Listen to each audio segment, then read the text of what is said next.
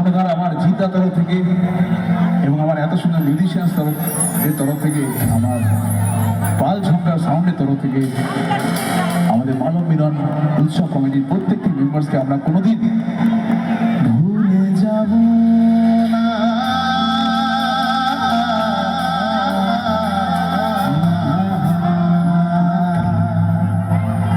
তো সেই জন্য একবার উৎসব কমিটির জন্য জোর করে তালি হোক, একটু সবাই মিলে একটু একসঙ্গে। সেই জন্য মন থেকে সকলের জন্য একটাই কথা বলবো,